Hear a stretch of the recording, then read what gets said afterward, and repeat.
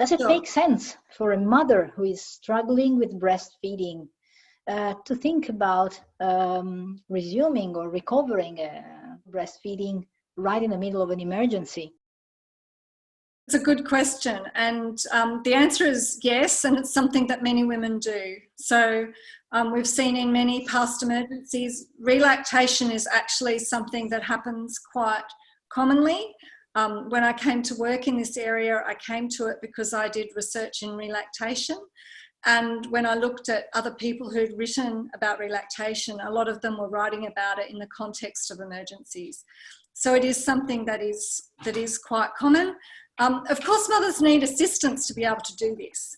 So whatever the reason was for why they stopped breastfeeding in the first place, that needs to be addressed. So if they stopped breastfeeding because they felt that their baby was feeding too frequently, they need information to know that it's normal for babies to feed frequently.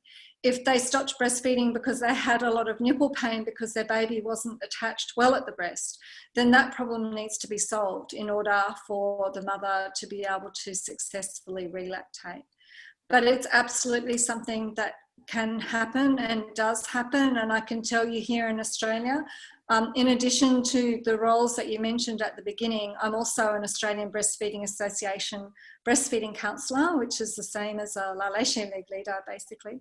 And the Australian Breastfeeding Association here has been getting so many calls from women who are wanting to restart breastfeeding after having stopped because of what's happening with COVID-19. And for a lot of them, they're actually feeling, in talking to counsellors who've spoken to these mothers, they're feeling very empowered because it's something that they can do for their babies. It's something that they have control over. There's so many things that they do not have control over at the moment. But being able to breastfeed their baby is something that they are doing for their baby that they have control over. So it can actually be a really empowering thing.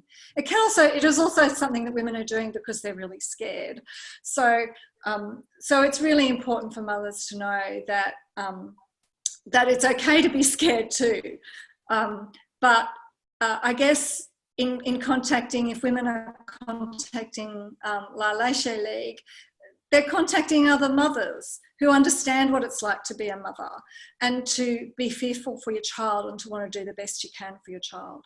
So it's absolutely something that women can do. There's no guarantee that it's going to work for everybody, but I've not ever talked with a woman who has wanted to relactate and who's gone through the process, who hasn't felt that she was grateful that she tried, even if she didn't end up exactly where she wanted to be. She might not have gotten a full milk supply, she might have only gotten a partial milk supply.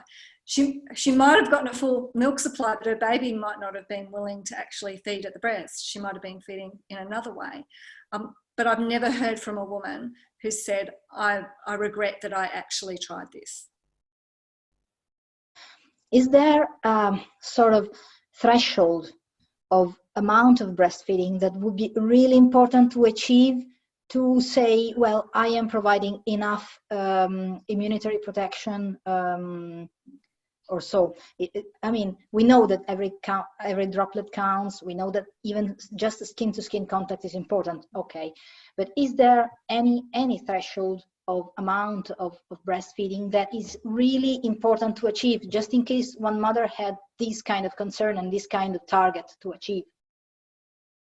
We don't really know. I mean, we know that there's a big difference in terms of vulnerability to infection in exclusive breastfeeding versus even predominant breastfeeding. So there's that big sort of drop.